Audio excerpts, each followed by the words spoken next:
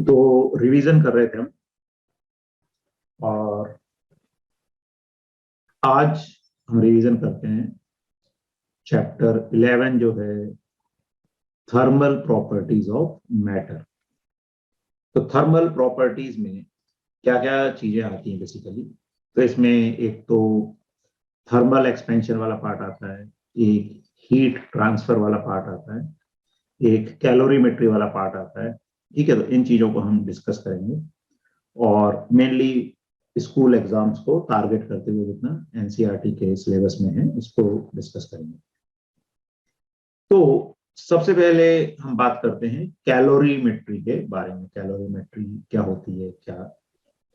तो देखो, सबसे पहले जब भी हम अब थर्मल प्रॉपर्टीज की बात करते हैं तो बेसिकली ये फिजिक्स की एक ब्रांच है जिसको बोला जाता है हीट एंड थर्मोडायनेमिक्स।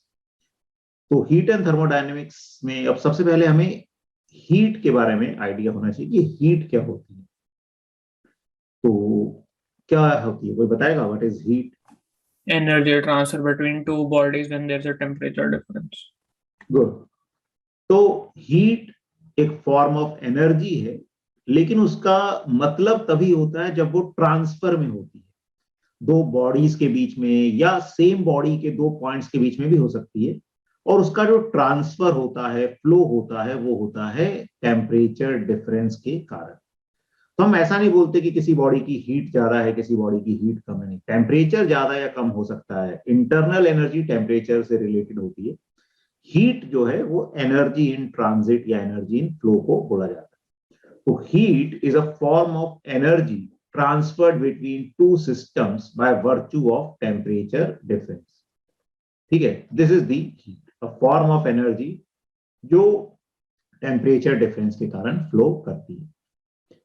अब कैलोरीमेट्री जो है, कैलोरीमेट्री क्या होती है? कैलोरीमेट्री एक ब्रांच है फिजिक्स की जिसमें हम क्या करते हैं, डिफरेंट सब्सटेंसेस को मिक्स करते हैं और देखते हैं कि टेम्परेचर के में चेंज कितना आएगा। बेसिकली टेम्परेचर डिफरेंस के कारण हीट का ट्रांसफर होता है, हीट फ्लो करती है। तो अगर हमने अलग अलग टेम्परेचर के दो सब्सटेंसेस को मिक्स किया तो जो फाइनल हमारे पास एक कॉमन टेम्परेचर आएगा वो कितना आएगा। ठीक है, और अगर उसमें भी अलग अलग तरह के सब्सटेंसेस हैं, सॉलिड है, लिक्विड है, तो फाइनली कितना सॉलिड होगा, कितना लिक्विड होगा, या स्टीम है, वाटर है, आइस है। तो इस तरह के कॉम्बिनेशंस की हम बात करते हैं। तो कैलोरीमेट्री में इन सब चीजों की बात करते हैं। तो अब इसमें कुछ इंपॉर्टेंट जो चीजें हमारे सामने हैं, एक होती है स्पेसिफिक हीट। तो स्पेसिफिक हीट की हम बात करें तो स्पेसिफिक हीट जो होती है वो क्या होती है बेसिकली कि यूनिट मास का टेम्परेचर यूनिट डिग्री चेंज करने के लिए कितनी हीट देनी पड़ेगी, वो स्पेसिफिक हीट होती है। ठीक है, तो specific heat is delta Q by M delta T. अगर मास को हम 1 यूनिट रखें, टेम्परेचर को 1 डिग्री का चेंज रखें या 1 केल्विन का चेंज रखें, एक चीज का ध्यान रखना है, in change in temperature degree Celsius में भी 1 डिग्री का चेंज, केल्विन में भी 1 डिग्री के चेंज के बराबर होता है। बाकी कहीं पर सिर्फ टेम्परेचर यूज करना होता है, कहीं पर तो हमें केल्विन में यूज करना है। लेकिन टेम्परेचर डिफरेंस अगर यूज करना है तो हम डिग्री सेल्सियस में भी ले सकते हैं और केल्विन में भी ले सकते हैं, वो भी लीनियर टेम्परेचर चेंज। ठीक है, अगर T1 square minus T2 square करना है फिर हमें केल्विन में ही लेना पड़ेगा। लेकिन T1 माइनस T2 है तो डिग्री सेल्सियस में भी सेम रिजल्ट आएगा, केल्विन में भी सेम रिजल्ट आएगा। तो स्पेसिफिक हीट क्या हो गई? यूनिट मास का टेम्परेचर यूनिट डिग्री बढ़ाने के लिए कितनी हीट हमें देनी पड़ेगी। और स्पेसिफिक हीट की टर्म में हम डेल्टा क्यू को क्या लिख सकते हैं? डेल्टा क्यू को लिख सकते हैं हम एम एस डेल्टा टी, जो एक कॉमन फॉर्मूला हम यूज करते हैं कि delta Q is equal to M S delta T. इस तरह से इसको यूज किया जाता है। ठीक है, तो delta Q is equal to M S delta T. तो बेसिकली ये स्पेसिफिक हीट इस तरह से लिखी जाती है। बाकी एक स्पेसिफिक हीट कैपेसिटी या थर्मल कैपेसिटी हम वर्ड यूज करते हैं। तो ये क्या होती है? स्पेसिफिक हीट पर यूनिट मास। ये होती है Q बाय डेल्टा टी। इसमें m का फैक्टर नहीं आएगा। तो हम हीट कैपेसिटी या थर्मल कैपेसिटी वर्ड यूज करते हैं। तो थर्मल कैपेसिटी या हीट कैपेसिटी क्या होता है बेसिकली? ये एक गिवन मास के लिए बोली जाती है। देखो स्पेसिफिक हीट एक सब्सटेंस की प्रॉपर्टी, जैसे वाटर की स्पेसिफिक हीट है तो कितना भी वाटर ले लो उसकी स्पेसिफिक हीट फिक्स है। लेकिन अगर किसी गिवन मास है, जैसे हमारे पास एक बॉल है मान लो कॉपर की, अब बॉल का मास तो फिक्स है, तो उसकी स्पेसिफिक हीट देने की बजाय कई बार हमें उसकी थर्मल कैपेसिटी या हीट कैपेसिटी दे देते हैं। तो एक गिवन मास के लिए कई बार हीट कैपेसिटी डिफाइन किया जाता है। तो हीट कैपेसिटी बेसिकली क्या होता है, उस बॉडी का टेम्परेचर 1 डिग्री बढ़ाने के लिए कितनी हीट देनी पड़ेगी। तो इफेक्टिवली वो क्या हो जाता है, स्पेसिफिक हीट पर यूनिट मास। इसको हम थर्मल कैपेसिटी या हीट कैपेसिटी बोल देते हैं, that is delta Q bye delta T. यहां पर इन्होंने सही से लिखा हुआ है। तो बेसिकली ऊपर जो है, ठीक है, इसको अगर मैं इनके हिसाब से बात करूं तो ऊपर जो स्पेसिफिक हीट कैपेसिटी की बात कर रहे हैं ये, ठीक है, तो इसमें ये S बाय M गलत लिखा है यहाँ पे। दिस इज जस्ट, इन्होंने साइंस अपोजिट कर दिए हैं। जनरली स्पेसिफिक हीट कैपेसिटी को हम S से डिनोट करते हैं, फिर S is Q by M delta T। Heat capacity या थर्मल कैपेसिटी को C से डिनोट करते हैं, which is delta Q by delta T।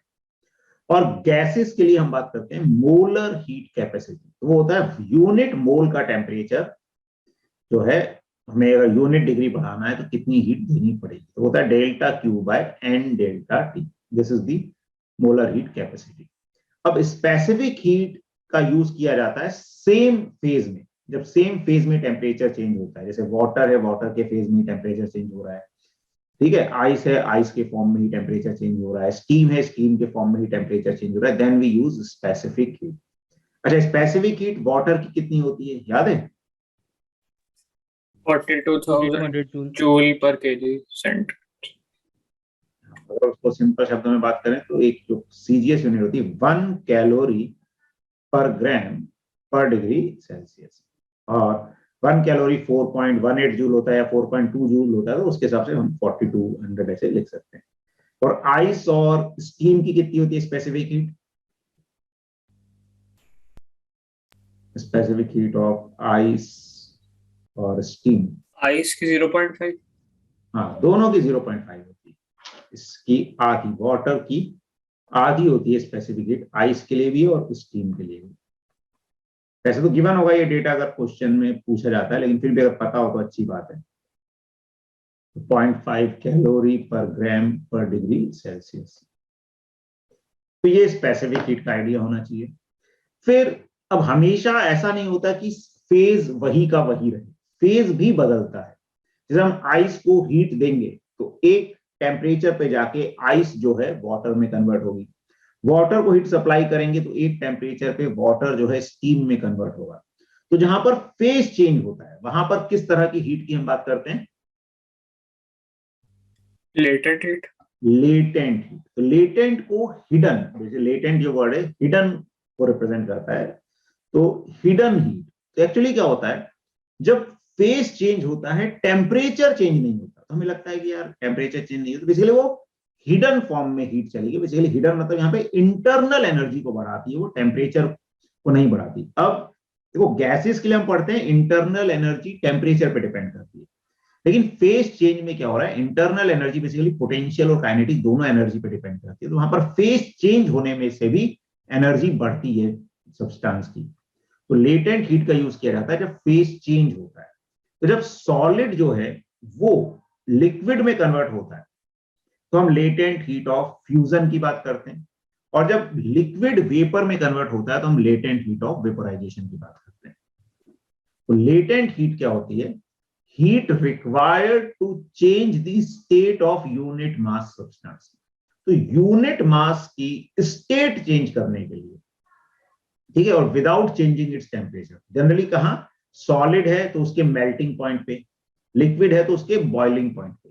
तो मेल्टिंग पॉइंट पे सॉलिड को लिक्विड में कन्वर्ट करने के लिए यूनिट मास को जो हीट देनी पड़ेगी उसकी लेटेंट हीट हो गई, और ऐसे लिक्विड को गैस में कन्वर्ट करना है उसके बॉइलिंग पॉइंट पे, ठीक है, तो एक यूनिट मास को जितनी हीट देनी पड़ेगी वो लेटेंट हीट होगी। तो लेटेंट हीट क्या हो जाती है basically delta Q by M, या डेल्टा क्यू को लेटेंट हीट की टर्म्स में क्या लिखते हैं हम, M into L. So delta Q is equal to M into L. So water के लिए latent heat of fusion, water मतलब ये आइस से वाटर में जब कन्वर्ट हो रहा है उस तरीके से, तो ये 3.33 ये दे रखी है। और लेटेंट हीट ऑफ वेपोराइजेशन, या इसको अगर मैं बात करूं तो ये होती है हमारे पास 80 कैलोरी पर ग्राम, और ये होती है 540 कैलोरी पर ग्राम। ठीक है, तो ये भी अगर इसमें आसानी से याद रख सकते हो कैलोरी वाली वैल्यूज, और बाकी तो क्वेश्चंस में जनरली दी ही होगी। तो ये हमें ध्यान रखना है कि स्पेसिफिक हीट सेम फेज में टेम्परेचर चेंज होता है, और लेटेंट हीट जब फेज चेंज होता है तब यूज होती है। ठीक है, फिर प्रिंसिपल ऑफ कैलोरीमेट्री क्या होता है कि अगर हम एनर्जी लॉसेस को नेग्लेक्ट कर दें तो जितनी हीट एक सब्सटेंस लूज करेगा दूसरा सब्सटेंस उतनी ही हीट गेन करता है। तो इससे हम कॉमन टेम्परेचर निकाल लेते हैं कि एक सब्सटेंस ने कुछ एनर्जी दी, दूसरे ने उतनी ही एनर्जी ली। This way we can find the common temperature जो उनके मिक्सचर में आएगा। ठीक है, क्लियर है? यस। और उसमें भी अगर फेज चेंज नहीं होता है तो कॉमन टेम्परेचर के हम एक फॉर्मूला भी देख लेते हैं कि M1S1T1 plus M2S2T2 upon M1S1 plus M2S2, ये कॉमन टेम्परेचर आ जाता है। और ज्यादा चीजें होंगी तो इसमें और आगे टर्म्स बढ़ा सकते हैं। तो इस तरह से हम कॉमन टेम्परेचर को ऐसे एज ए फॉर्मूला भी याद रख सकते हैं। तो this is about calorimetry. Now we will talk about thermal expansion. Thermal expansion क्या होता है कि टेम्परेचर बढ़ने पे हम देखते हैं कि चीजों का साइज बढ़ता है। वैसे हमें दिखता तो नहीं है, लेकिन क्या होता है जो मॉलिक्यूल्स हैं उनके बीच की सेपरेशन बढ़ती है। तो कई जगह पर हमें उसका भी क्या रखना पड़ता है, ध्यान रखना पड़ता है, नहीं तो वो हमें नुकसान पहुंचा सकता है। तो इसी को कि टेम्परेचर बढ़ने के साथ चीजों के बढ़ने को क्या बोला जाता है, थर्मल एक्सपेंशन बोला जाता है। इसी के कारण जो रेलवे ट्रैक्स बिछाए जाते हैं उसमें पटरियों के बीच में गैप रखा जाता है, जिससे कि गर्मियों में पटरी एक्सपेंड हो चुके हैं। खंभों में तारें डाली जाती हैं, उनको थोड़ा ढीला रखा जाता है, जिसे सर्दी में अगर वो कॉन्ट्रैक्ट करेंगी तो खंभों को टेढ़ा टेढ़ा ना कर दें, कॉन्ट्रैक्ट होने को उनको स्पेस मिल जाए। तो ऐसे कुछ चीजों का जो है इंपॉर्टेंस होता है। बाकी हम नॉर्मली ऐसा नहीं देखते कि गर्मियों में हमारे घर की चीजें बड़ी हो गई छोटी हो गई, होती हैं, लेकिन वो चेंज बहुत ही स्लाइट होता है, तो वहां पर इतना ऑब्जर्वेबल नहीं होता। लेकिन फिर भी उनको ध्यान में रखना पड़ता है कुछ प्रैक्टिकल कंडीशंस में, जिससे कि हम जो भी नुकसान है उससे बच सके। थर्मल एक्सपेंशन क्या है, increase in dimension due to increase in temperature. तो टेम्परेचर बढ़ने के साथ डायमेंशन में इंक्रीज होता है। तो थर्मल एक्सपेंशन किसकी तरह होता है, मतलब एक टर्म अपन बोलते हैं thermal expansion is like dash enlargement. Photographic. हाँ, तो थर्मल एक्सपेंशन जो है फोटोग्राफिक एनलार्जमेंट की तरफ होता है। तो कई बार हम कंफ्यूज हो जाते हैं, जैसे अगर कोई ऐसा दे देता है कि भाई एक ऐसा हमारे पास रिंग जैसी है, अब इसको अगर हम टेम्परेचर बढ़ाएंगे तो क्या होगा, तो हमें लगता है अंदर वाला रेडियस छोटा हो जाएगा, बाहर वाला बड़ा हो जाएगा, जबकि ऐसा नहीं होता है। अंदर वाला रेडियस भी बड़ा होगा, बाहर वाला भी बड़ा होगा, इनफैक्ट ये थिकनेस भी बड़ी होगी। मतलब एक अगर फोटो की तरह मान लो, तो फोटो को हम एनलार्ज कराएंगे तो उसकी हर डायमेंशन एनलार्ज होगी। ठीक है, तो वैसे ही थर्मल एक्सपेंशन जो होता है वो भी एक फोटोग्राफिक एनलार्जमेंट की तरह होता है। तो कभी ऐसे सवाल आ जाते हैं तो हमें ध्यान रखना है कि उसमें सब चीजें बड़ी होंगी, और जिसका साइज ज्यादा बड़ा है एक्चुअली परसेंटेज चेंज सेम होता है। हम ऐसा बोल सकते हैं कि अगर भाई जैसे मान लो किसी की लेंथ 1 है और किसी की 2 है, तो अगर 10% का चेंज हो रहा है तो 1 वाली लेंथ 1.1 हो जाएगी और 2 वाली 2.2 हो जाएगी। तो परसेंटेज में तो सेम चेंज आया, लेकिन 2 की 2.2 यानी उसमें 0.2 का चेंज आया, यानी जो डायमेंशन बड़ी होगी उसमें चेंज ज्यादा आएगा in terms of numerical value. Percentage wise दोनों में चेंज क्या आएगा, सेम आएगा। तो ये ध्यान रखना है, फोटोग्राफिक एनलार्जमेंट की तरह होता है थर्मल एक्सपेंशन। अब जो थर्मल एक्सपेंशन है उसको हम 3 कैटेगरी में डिवाइड कर देते हैं, एक लीनियर एक्सपेंशन, एक सुपरफिशियल या एरियल एक्सपेंशन, और एक वॉल्यूमेट्रिक एक्सपेंशन। तो लीनियर एक्सपेंशन में क्या होता है, लीनियर एक्सपेंशन में हम बात करते हैं लेंथ की। अगर टेम्परेचर बढ़ने पे लेंथ, जनरली हम यहाँ यूज करते हैं रॉड वगैरह, वायर वगैरह, ऐसे ऑब्जेक्ट जो जनरली हम वन डायमेंशनल कंसीडर कर सकते हैं, जिनका एरिया नेग्लिजिबल होता है। तो क्या होता है, चेंज इन लेंथ जो है वो ओरिजिनल लेंथ के डायरेक्टली प्रोपोर्शनल होता है, और चेंज इन टेम्परेचर के डायरेक्टली प्रोपोर्शनल होता है। और जो प्रोपोर्शनैलिटी कांस्टेंट है उसको हम अल्फा से डिनोट कर देते हैं। तो बेसिकली ये आ जाता है हमारे पास relation delta L is equal to alpha L delta T.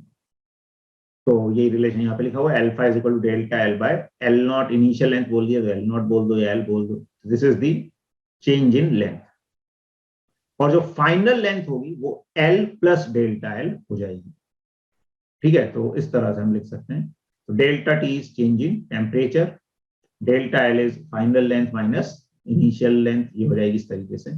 ठीक है, फाइनल लेंथ को हम ऐसे लिख लेते हैं generally, L not into 1 plus alpha delta T, इस तरह से लिखा जाता है। और सुपरफिशियल एक्सपेंशन में हम एरिया के एक्सपेंशन की बात करते हैं, मेनली जब 2 डायमेंशनल ऑब्जेक्ट है, जैसे डिस्क हो गया, रिंग हो गई, स्क्वायर प्लेट हो गई, ट्राइंगुलर प्लेट, रेक्टेंगुलर प्लेट, ऐसे ऑब्जेक्ट्स के लिए हम बात करते हैं एरियल या सुपरफिशियल एक्सपेंशन की।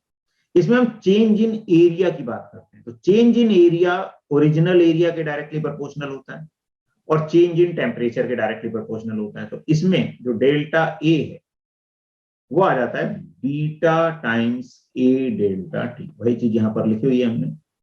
ठीक है, तो स्मॉल चेंज के डेल्टा ए को डी ए बोल सकते हैं, टेम्परेचर चेंज को डी टी बोल सकते हैं। बाई चांस कभी अल्फा बीटा कुछ फंक्शन दे दिया टेम्परेचर का तो इंटीग्रेट भी करना पड़ सकता है, तो उसमें यही है कि डेल्टा की जगह डी कर देंगे और फिर डी ए और डी टी 2 वेरिएबल हो गए, टेम्परेचर वाली टर्म्स को dt की तरफ ले जाएंगे और बाकी एरिया वाले फैक्टर को a की तरफ ले आएंगे और फिर हम इंटीग्रेट करके आंसर निकाल सकते हैं अगर बाई चांस जरूरत पड़ती है। स्कूल एग्जाम में तो नहीं पड़ेगी, कॉम्पिटिटिव एग्जाम में अगर बाई चांस पड़ती है तो हम ऐसा कर सकते हैं।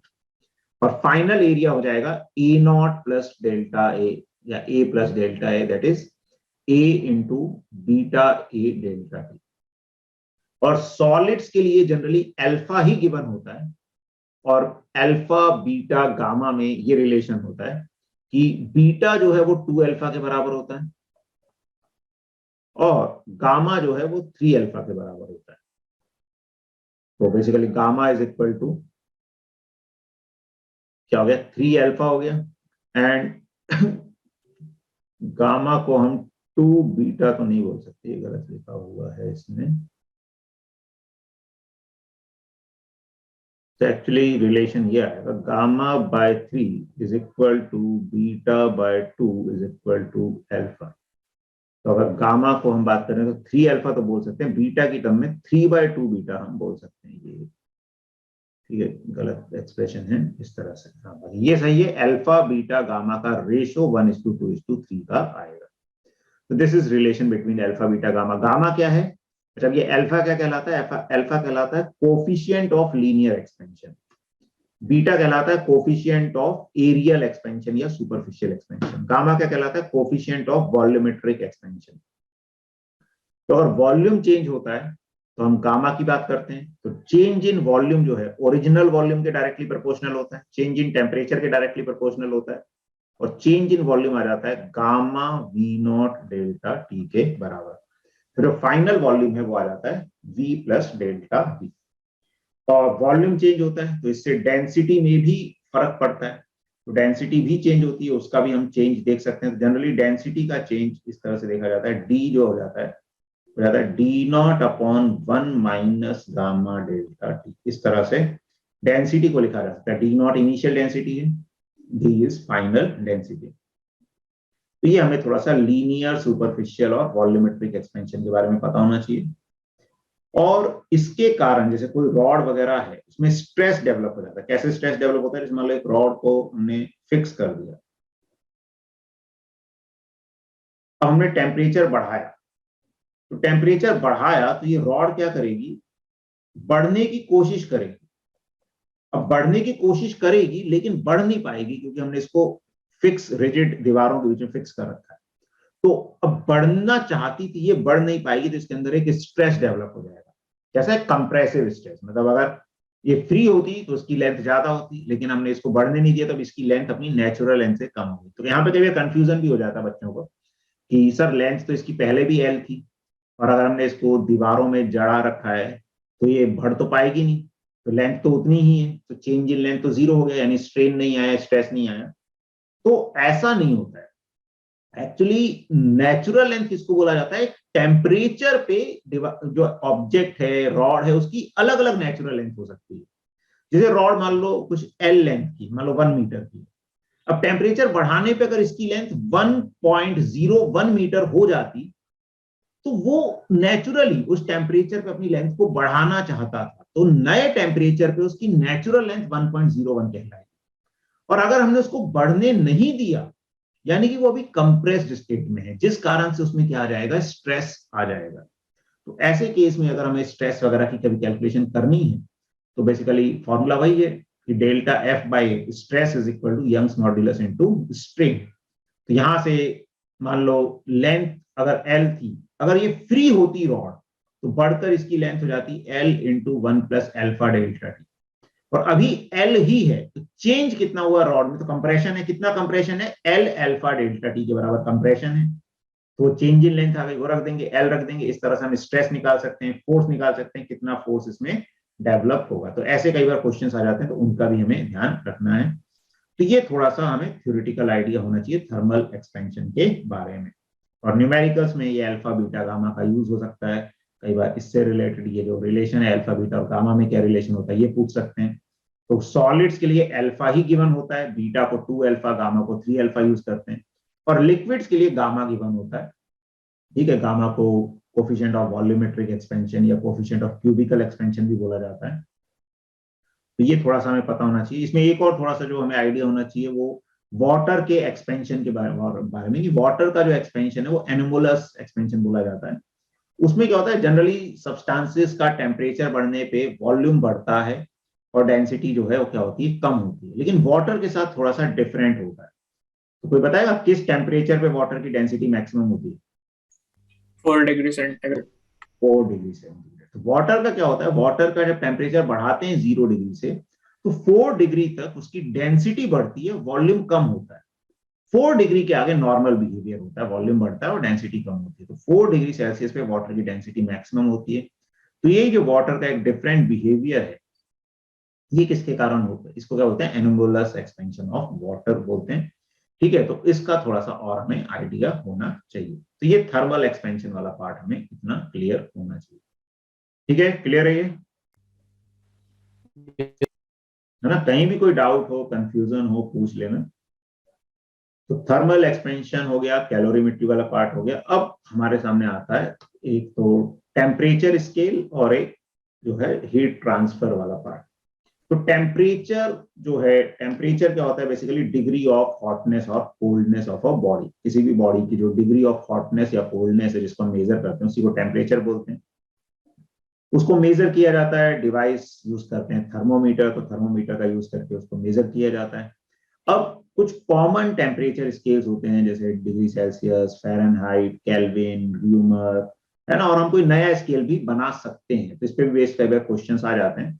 तो बेसिकली कॉन्सेप्ट क्या होता है, जैसे हम एक मर्करी थर्मोमीटर की बात करें, तो जो लिक्विड राइज करता है उसका जो एक तरीके से, क्योंकि एरिया फिक्स रहता है, तो वो लीनियरली राइज करता है, तो हम उसको जो लेंथ है उसको क्या करते हैं, डिफरेंट पार्ट्स में डिवाइड कर देते हैं। अब लेंथ, उसको रेफरेंस चाहिए हमें, तो उसमें क्या करते हैं, हमें ये पता है जहां पर फेस चेंज होता है वहां पर टेम्परेचर फिक्स रहता है। तो हम उसको पहले क्या करते हैं, थर्मोमीटर को हमने जहां पे पानी जो है, मतलब बर्फ जहां पे पिघल रही है, बर्फ और पानी का मिक्सचर है, वहां पे रख देते हैं। तो बर्फ और पानी का मिक्सचर है, वहां पे फेस चेंज हो रहा है, तो वहां का टेम्परेचर फिक्स रहता है, जो कि सेल्सियस में 0 डिग्री सेल्सियस हो जाता है। तो जहां पर उसको रखा हमने थर्मोमीटर को, जहां पे मर्करी ने अपना लेवल शो किया, तो उस लेवल को हम 0 डिग्री सेल्सियस बोल सकते हैं। फिर हमने उसको बॉइलिंग वाटर में रख दिया, जहां पे वाटर और स्टीम का मिक्सचर है। वाटर और स्टीम का मिक्सचर का टेम्परेचर 100 डिग्री सेल्सियस रहता है। तो वहां पे रखा, वहां पे देखा मर्करी कितना राइज हो गया, तो वो हो गया 100 डिग्री सेल्सियस में। तो 100 और 0, तो अब उस पूरी लेंथ को हम 100 इक्वल पार्ट्स में डिवाइड कर सकते हैं और 1 डिग्री 2 डिग्री ऐसा बोल सकते हैं। किसी स्केल में अगर हमने इसको 0 बोल दिया, उसको 200 बोल दिया, तो अब उस लेंथ को 200 इक्वल पार्ट्स में डिवाइड कर देंगे, तो उसको 200 ऐसे मेजर कर सकते हैं। तो ऐसे हम अलग अलग स्केल्स को रिलेट करते हैं। तो उसमें क्या रिलेशन आ जाता है, तो सेल्सियस स्केल में जो लोअर पॉइंट होता है उसको एलएसपी बोलते हैं, लोअर स्केल पॉइंट, जहां पे आइस और वाटर का मिक्सचर होता है। और टॉप वाले को यूएसपी, अपर स्केल पॉइंट बोलते हैं, जहां पे वाटर और स्टीम का मिक्सचर होता है। तो डिग्री सेल्सियस में एलएसपी कितना होता है,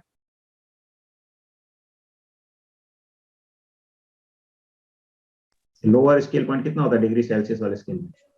0। अपर स्केल पॉइंट 100।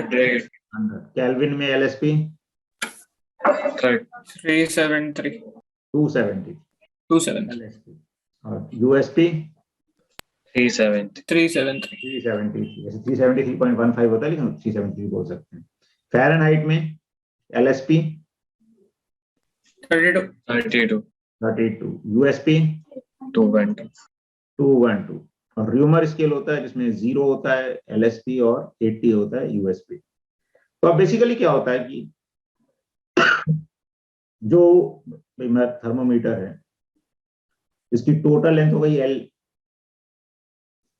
तो मान लो मर्करी कॉलम का ये एलएसपी है, ये यूएसपी है, ये टोटल लेंथ हो गई एल। अब x अगर लिक्विड राइज किया तो बेसिकली हम क्या करते हैं कि x बाय एल कांस्टेंट आएगा किसी भी स्केल के लिए। तो x क्या हो गई रीडिंग। अब जैसे सेल्सियस स्केल में ये रीडिंग TC है, तो x किस लेंथ को रिप्रेजेंट करेगा, तो ये लोअर पॉइंट 0 है तो TC माइनस 0 अपॉन L क्या हो जाएगा 100 माइनस 0। फ़ारेनहाइट स्केल में ये रीडिंग TF है, तो TF माइनस 32 जो लोअर पॉइंट है वो x हो गया, और L क्या हो गया upper point minus lower point 212 minus 32। Kelvin scale में ये हो गया TK टेम्परेचर, तो TK माइनस 273 अपॉन 373 माइनस 273, और र्यूमर स्केल में R माइनस 0 अपॉन 80 माइनस 0। कोई भी हम नया स्केल बना सकते हैं, तो नया स्केल की रीडिंग मान लो N है तो N minus LSP upon USP minus LSP। तो ऐसे हम टेम्परेचर स्केल्स के बीच में एक टेम्परेचर को दूसरे में कन्वर्ट कर सकते हैं, रिलेशन निकाल सकते हैं। तो ये सब हमें थोड़ा सा आइडिया होना चाहिए, इस पे भी क्वेश्चंस पूछे जा सकते हैं, तो थोड़ा सा हमें आइडिया होना चाहिए। फिर हम बात करते हैं हीट ट्रांसफर की। तो हमने बोला हीट अपने आप में क्या है, एनर्जी इन ट्रांसफर।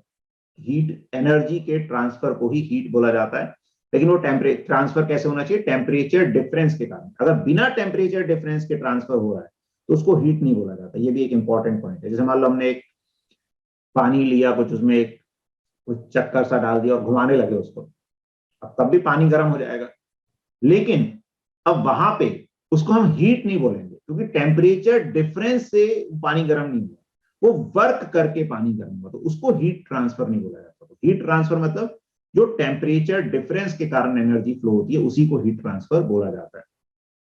अब हीट ट्रांसफर के 3 तरीके हो सकते हैं, ठीक है ना। जैसे अपन को कहीं से कहीं जाना है तो उसके अलग अलग तरीके हो सकते हैं, अपन प्लेन से चले जाएं, ट्रेन से चले जाएं, कार से चले जाएं, ऐसे। तो हीट का भी ट्रांसफर होने के 3 तरीके होते हैं। एक होता है कंडक्शन, एक होता है कन्वेक्शन और एक होता है रेडिएशन। तो कंडक्शन में क्या होता है, कंडक्शन में हीट एक जगह से दूसरी जगह जाती है, उसके लिए मटेरियल मीडियम की रिक्वायरमेंट होती है, लेकिन मीडियम का कोई डिस्प्लेसमेंट नहीं होता मीडियम के पार्टिकल्स का। जनरली ये सॉलिड्स में होता है। जैसे हमने एक आयरन रॉड ली, उसके एक एंड को आग के ऊपर रख दिया, तो थोड़ी देर बाद हम देखेंगे कि दूसरा एंड भी गर्म होने लगेगा, हम उसको ज्यादा देर तक होल्ड नहीं कर पाएंगे। तो क्या हुआ, क्या वहां के मॉलिक्यूल्स चलकर यहां तक आ गए, तो ऐसा नहीं है। सॉलिड में तो मॉलिक्यूल्स फ्री होते ही नहीं चलने के लिए।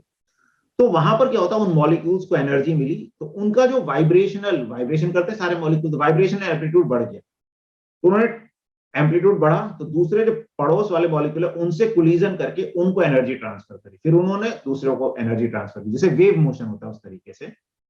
तो वैसे करके एनर्जी एक एंड से दूसरे एंड तक ट्रांसफर करती है। तो कंडक्शन में मटेरियल मीडियम की रिक्वायरमेंट होती है, मटेरियल का एक्चुअल में ट्रांसफर नहीं होता है, सिर्फ एनर्जी का ट्रांसफर होता है। इस तरह के फिनोमिनन को क्या बोला जाता है, कंडक्शन। तो heat transfer through molecular collision without any actual motion of matter. फिर कन्वेक्शन जो है वो जनरली फ्लूइड्स में होता है, लिक्विड्स और गैसेस में। इसमें क्या होता है, और इसमें ग्रेविटी का इंपॉर्टेंट रोल होता है, क्योंकि इसमें क्या होता है, जब कोई चीज गर्म होती है तो क्या होती है, हल्की हो जाती है, उसकी डेंसिटी कम हो जाती है। डेंसिटी कम होने के कारण वो राइज करती है, ठीक है, क्यों, ग्रेविटी के कारण। ग्रेविटी इज बॉयंट फोर्स वगैरह हम देखते हैं कि हल्की चीज क्या होती है, जैसे फ्लूइड में, लिक्विड में, वाटर में डालोगे, हल्की चीज ऊपर आ जाएगी, भारी नीचे बैठ जाएगी। जैसे हल्की हवा ऊपर चली जाती है, उसको क्या करती है, जो ठंडी हवा है वो रिप्लेस करती है। अब वो आती है, मान लो आग जला रखी हमने उसके ऊपर, अब वो गर्म हुई, वो ऊपर गई, उसको ठंडी हवा ने रिप्लेस किया। इस तरह से इसमें भी मटेरियल मीडियम की रिक्वायरमेंट होती है, लेकिन जो मटेरियल मीडियम है उसका एक्चुअल में मोशन होता है, ट्रांसफर होता है, इसको कन्वेक्शन बोला जाता है। तो heat transfer by actual motion of matter within the medium. Land breeze, sea breeze, trade winds based on natural convection are some example. अब ये ध्यान रखना है, इसमें कई बार क्वेश्चन आ जाता है, तो gravity plays an important role. बिना ग्रेविटी के कन्वेक्शन नहीं हो पाएगा, कन्वेक्शन होने के लिए ग्रेविटी का होना जरूरी है। और बाकी नेचुरल कन्वेक्शन होता है, जैसे ये लैंड ब्रिज, सी ब्रिज है। एक फोर्स्ड कन्वेक्शन भी होता है, जैसे एसी हो गया, वो रूम हीटर हो गया, उसमें क्या हो रहा है, अंदर ठंडा है और वो फोर्स से उसको फेंका जाता है, वो एक फोर्स्ड कन्वेक्शन भी होता है। देन रेडिएशन, रेडिएशन में मटेरियल मीडियम की रिक्वायरमेंट नहीं होती, इसमें इलेक्ट्रोमैग्नेटिक वेव्स के थ्रू एनर्जी जाती है। जैसे सन से हम तक एनर्जी आ रही है, तो सन से हमारे तक पूरे में एटमॉस्फेयर तो है नहीं, तो इलेक्ट्रोमैग्नेटिक वेव्स जो हैं उनको प्रोपेगेट करने के लिए मीडियम की रिक्वायरमेंट नहीं होती, वो वैक्यूम में भी प्रोपेगेट कर सकती हैं।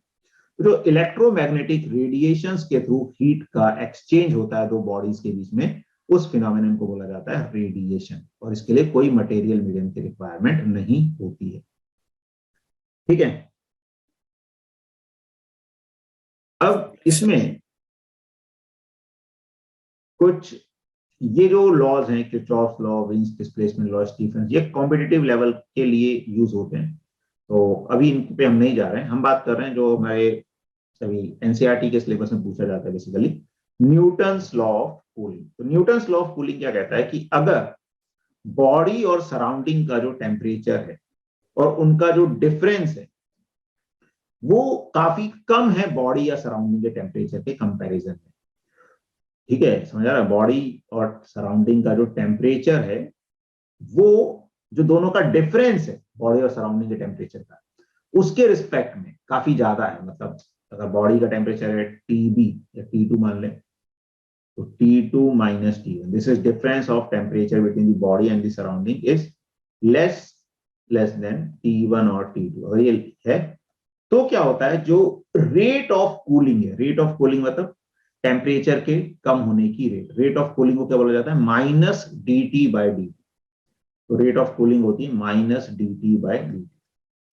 Minus dq/dt rate of heat loss है, और रेट ऑफ कूलिंग मतलब टेम्परेचर के कम होने की रेट। dt/dt होता है रेट ऑफ, मतलब rate at which temperature is increasing, and minus dt/dt is rate at which temperature is decreasing.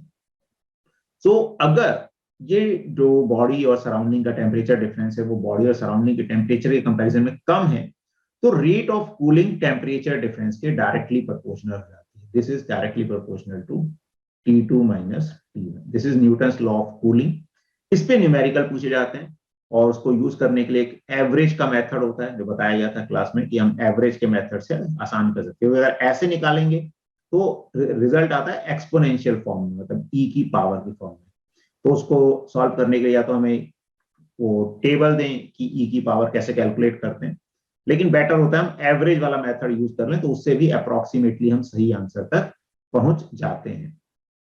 और कंडक्शन में जो फॉर्मूला यूज होता है हीट करंट के लिए, थर्मल कंडक्टिविटी के लिए, तो थर्मल कंडक्टिविटी या हीट करंट जो dq/dt होता है, बेसिकली इन्होंने थोड़ा सा उसको डिफरेंट फॉर्म में लिख दिया k के हिसाब से, तो dq/dt is equal to ka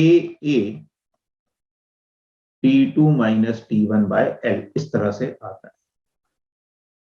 तो लिख देते हैं, तो इन थर्मल कंडक्शन जो rate of flow of energy है dq/dt, वो आ जाता है ka T2 minus T1/L। इस तरह से हम हीट करंट को लिख सकते हैं।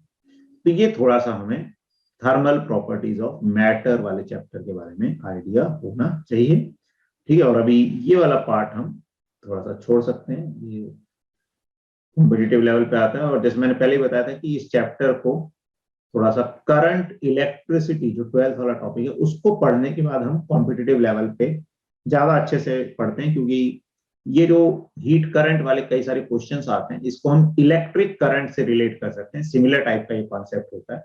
तो इसलिए हम इसको अभी बहुत ज्यादा डिटेल में नहीं पढ़ते कॉम्पिटिटिव लेवल के हिसाब से, क्योंकि अगर हम जब इलेक्ट्रिक करंट पढ़ेंगे तो ऑटोमेटिकली ये सब चीजें बहुत हमारे लिए सिंपल हो जाएंगी और वही कॉन्सेप्ट लगते हैं।